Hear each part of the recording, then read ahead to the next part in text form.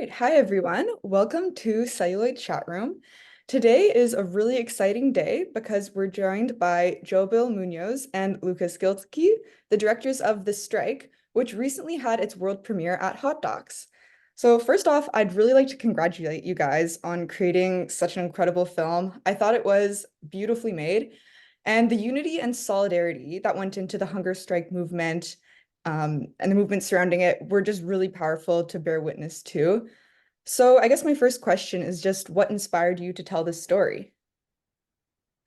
Yeah, thank you. So for the last 5 years, Joe Bill and I have been working on telling this story.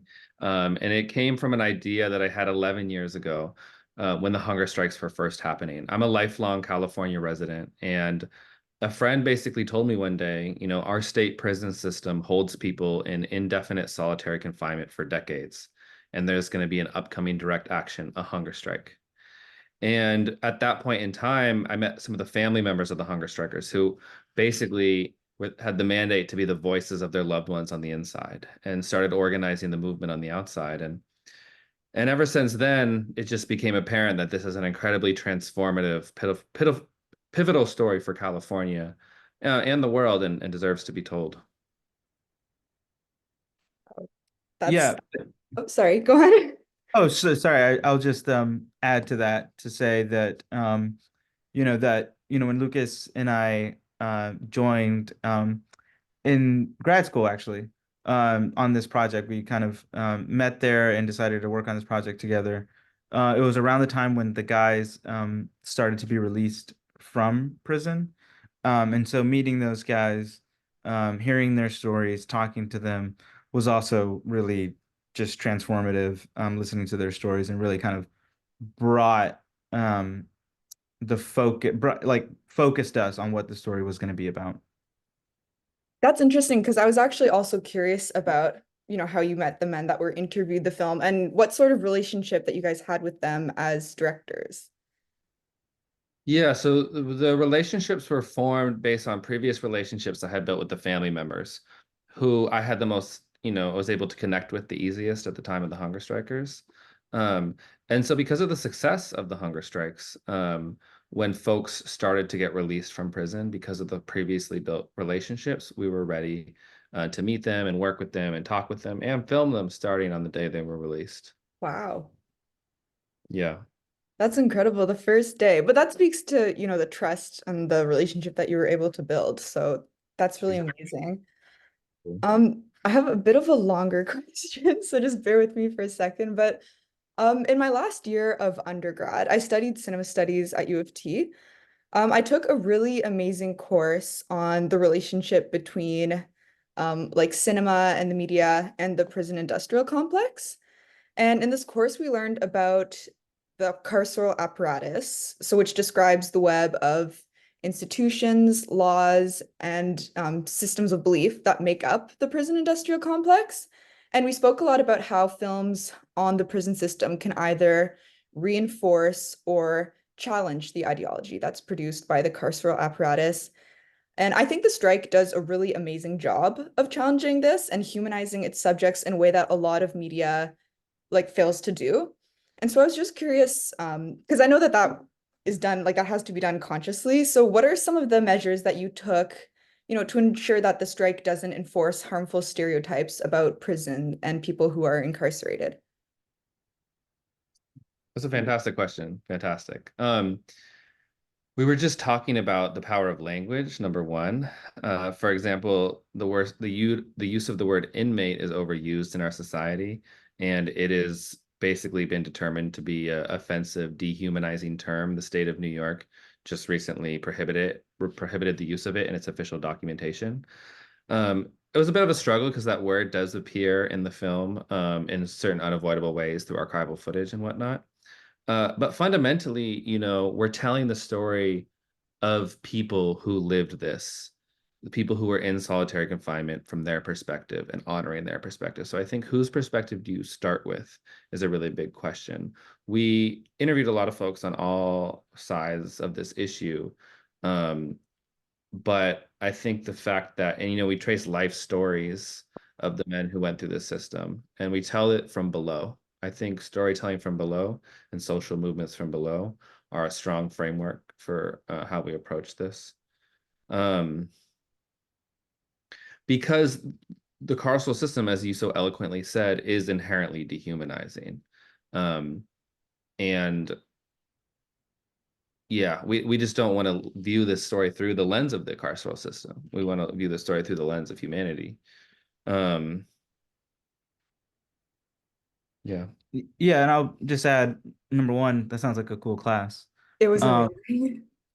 uh, and that, you know, at the same time, um, we think that this film would be something that actually appeals to students, especially because we wanted to really leave the viewer with an understanding and an education on how society on how the prison system determines who goes to solitary confinement and what that process looks like.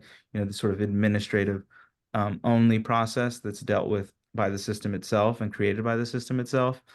There isn't, as you said, there's a lot of media about violence, about crimes. We have, you know, the true crime genre of documentaries that's so popular.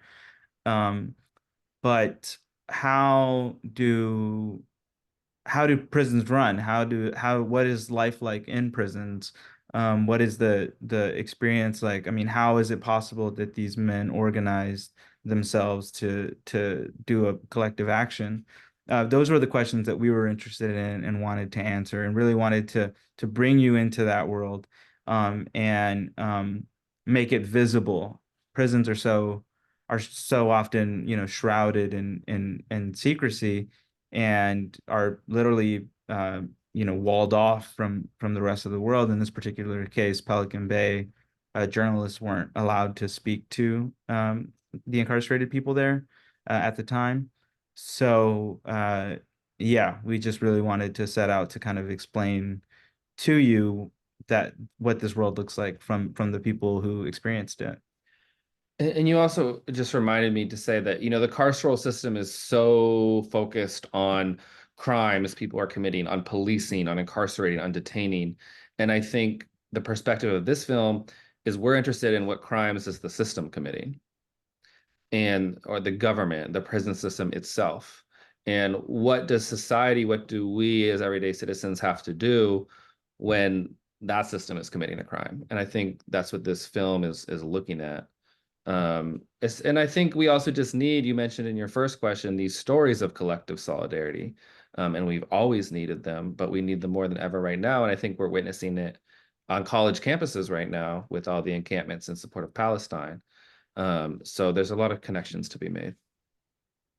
There absolutely are. And while we're kind of talking about stuff that I learned in my class, one thing that we talked about a lot too that I had never considered before was the amount of emotional labor and the amount of like activism from the outside that is required to like sustain people who are incarcerated.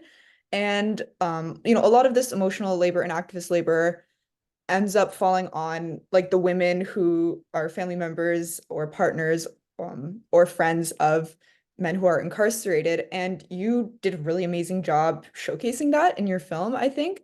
I was just wondering, was this something that was always going to be like a part of the framework of the film, or was it something that, as you looked into this story, you realized was just so fundamental that it had to be the film?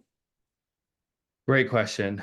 It was there from the beginning, but we did go back and forth to find the right balance and the right ratio. And actually, it was originally conceived of as being disproportionately about the movement outside the prison amongst the family members, because that's what we had the most access to. Eventually, we settled on the importance, and this is what cinema can do, right? It can tell parallel stories in different locations at the same time, right? So inside and outside became really important to the storytelling in the film. And you're also very astute to recognize that it is very gendered. You know, it is mostly women on the outside supporting mostly men on the inside, which is a dynamic worth talking about. I should mention that, you know, there were women in women's prisons who participated in the hunger strike. It was much less, and women are held in solitary in California. They weren't held for decades, but that existed. And then, of course, you had men, you had fathers, brothers on the outside supporting the movement, but much less. It is primarily women, and emotional labor, physical labor, financial labor, like all of the above, were holding it down and continue to hold it down, and help keep their loved ones alive on the inside when it's their only form of connection to the outside world. And then from a storytelling perspective, so yeah, so those relationships with those women primarily who were, spending their hard-earned money to drive from Los Angeles to the California-Oregon border, which is a 12-hour drive, which means gas, which means mileage on your car, which means a hotel room to stay, food, all the things involved. I mean, whatever disposable income people have for that kind of travel was spent on visiting loved ones incarcerated at Pelican Bay.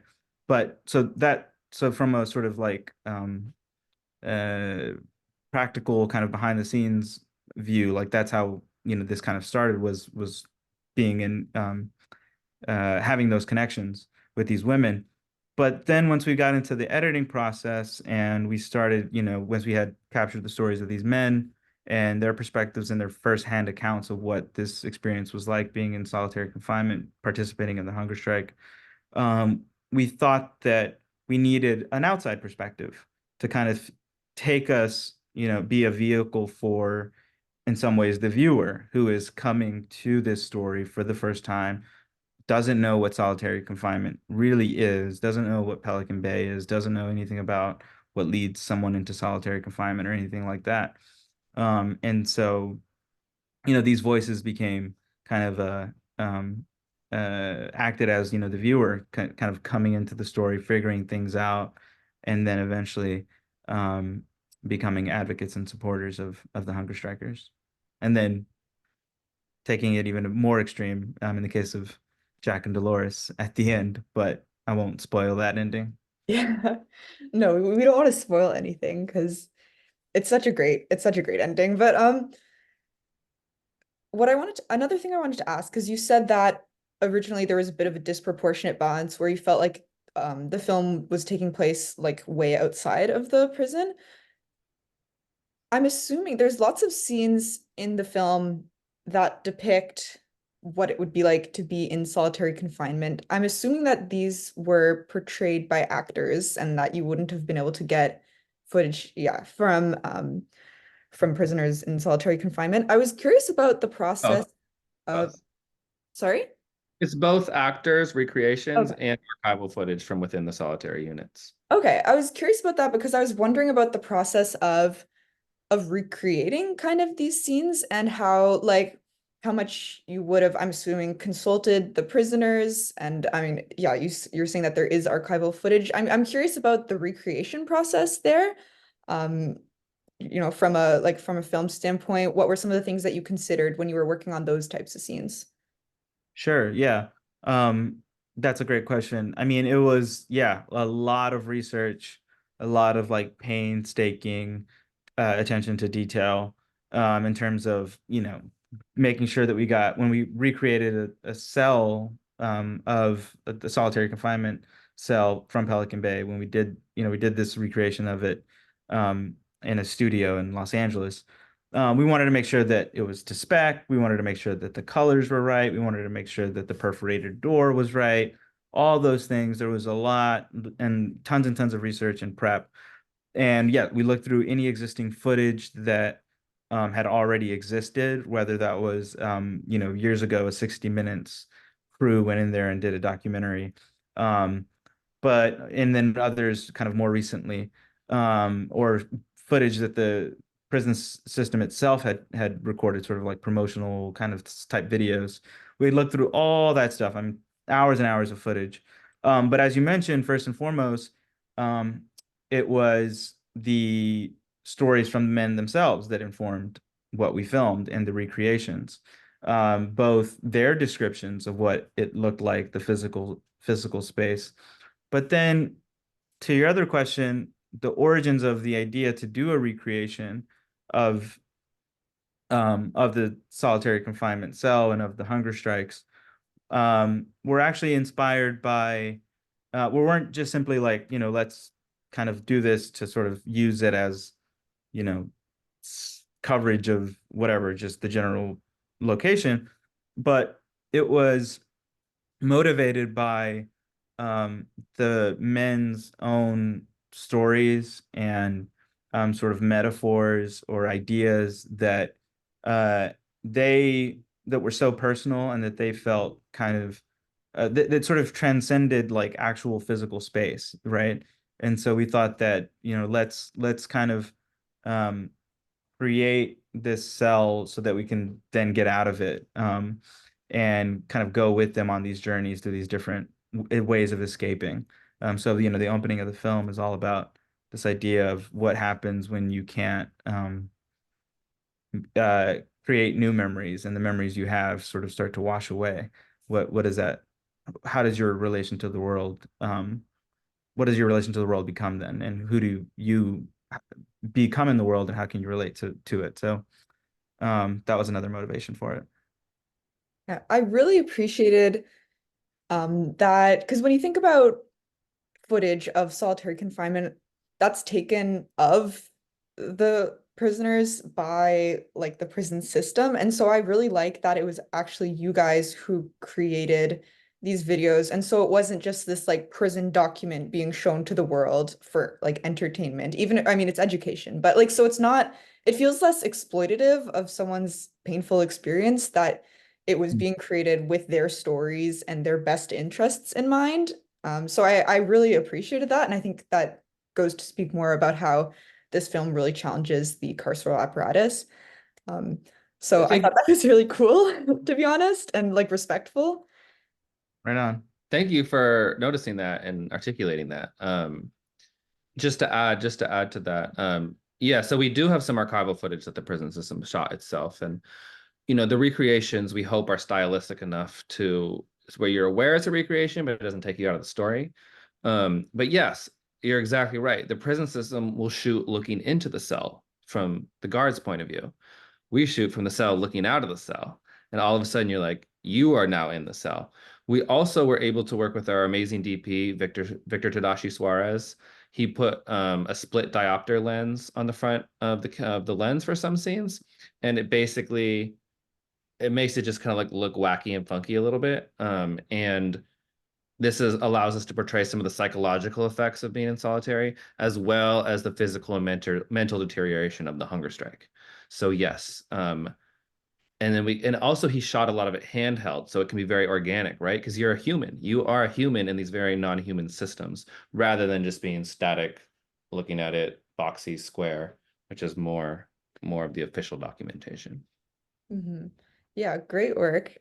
And I was curious about the footage that you did obtain from the prison. Did you have like legal difficulties getting that footage, or did you face any backlash from like the government of California or, any of their kind of prison like systems?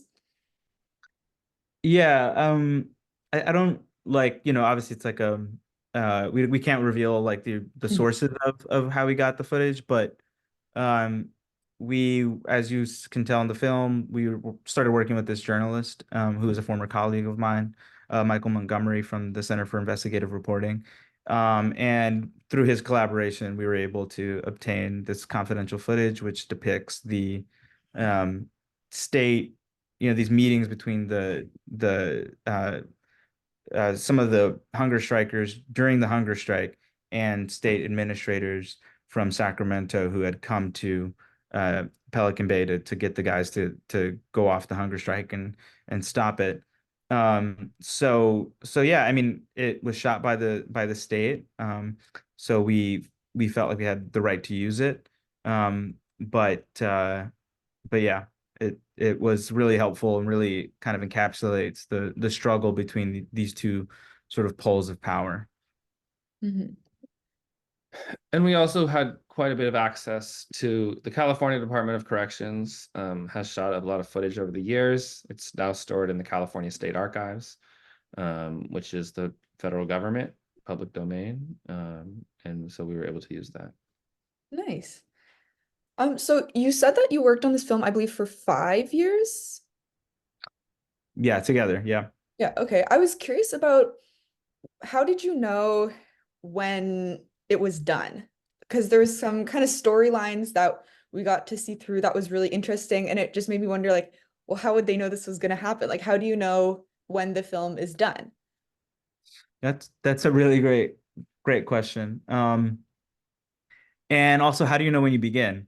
But yeah, I mean, no, I mean, I think the storyline that you're thinking of in particular, which again we won't spoil, we did not see coming. Was totally unexpected. We had to pivot to bring it in because the moment it happened, we're like, this is making the film. Like, what like this is going to be a part of the film. It has to be.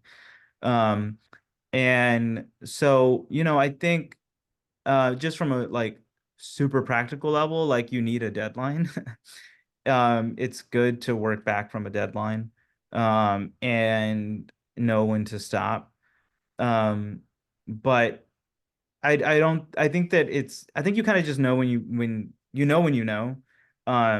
We had previous deadlines that we went over, but we just weren't there yet. We weren't ready to really kind of say stop, like we have what we need, like let's just do with what we have. Like we knew that there were certain things that we needed to get, that we needed to film. The recreations, for example, we kind of saved until the very end when we were kind of knew exactly what we wanted to do, both because the creative process was changing. I mean, the things that we shot were changing up until the day before we shot it.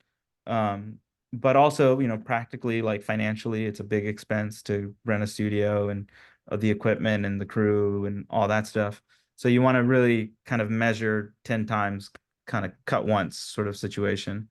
Um, but I was kidding when I said that when does it begin? But I think that, it also, when you work on something for this amount of time, when it's independent, when you're fundraising and you're waiting on certain funds to come in, it can feel like you're having to restart constantly and re-engage and restart. I think that looking back on the whole experience as a first independent film that I've ever directed, first feature, um, that consistency and or commitment is really important, and seeing it through and knowing that like you're on a long timeline, you got to pace yourself. It's a marathon, not a sprint. And I think just keeping in mind how all the pieces fit into the larger canvas is really super important, Mhm. and just reminding yourself of that as you're kind of along the way. Yeah, that makes a lot of sense. And I'm glad that you worked on it as long as you did because the payoff is huge. Thank Um, you. I want to go back kind of briefly to we mentioned how much activism, outside activism was involved in setting the impacts of the hunger strike into motion. And we talked about how today we're seeing a lot of protest and a lot of collective action and struggle. And now like there's the student encampments. There's actually one erected at U of T just today. Um, so something I was kind of wondering is what's something that you hope people can learn or take away from the strike at a time where, collective action is so relevant and at a time where, as you said, like this is a film that you're hoping that students can see and, broaden their perspectives. Yeah, I mean, I think this film has lots of lessons about social movement organizing and the power of social movement organizing. But fundamentally, this idea that when we come together as a collective, and transcend our individual egos, we can be something larger and have the power to transform society. There's an academic who, to put it in numerical terms, which is kind of funny but kind of helpful, who has studied like nonviolent social movements all around the world. And I don't know if I'm gonna have the exact number correct, but she's like basically if like 3 or to 5% of the population is actively engaged in sustained protest, the probability of transforming society is very high. Uh, So I think there's something to be said about the power of grassroots movement. And there's so much difficulty in it, and there's just so many obstacles. But I do think like when we look at history, that is how society changes. A part of the film talks about what's called the Agreement to End Hostilities, which is a formal document that incarcerated men came up with to say, hey, we have had some hostilities between our racial groups, that existed for decades, that, you know, the prison system exacerbated prison gang warfare, basically, is what it's known as, and said, like, we can overcome this. Like, this pre-existed us, and we kind of came into this system, and we don't have to continue this. And I think that's a really powerful model for not just overcoming difference, but overcoming hostility. And like, how can we build a coalition? I think is a really powerful teaching moment, because that kind of work is very difficult, especially when, you know, especially in the prison system, there's a lot of trauma. There's just so much trauma, a lot of history, and there's no places to heal. So everyone's carrying the trauma of their entire lives. But I think that can be applied outside prison as well. So yeah, this is another way maybe the film subverts the carceral logic a little bit. You know, these men have gone through a lot, but there's also like there's a lot of teachable moments in this story. Yeah, I agree. So I just wanted to say this kind of as a little side note before I have one more question for you guys. The professor who taught me this course on carceral cinema and the prison apparatus, her name is Brett Story, and she's actually a director who has a film at Hot Docs this year. She co-directed Union. So if you ever want to say hi to her, I'm sure you guys could have a super interesting conversation about your film.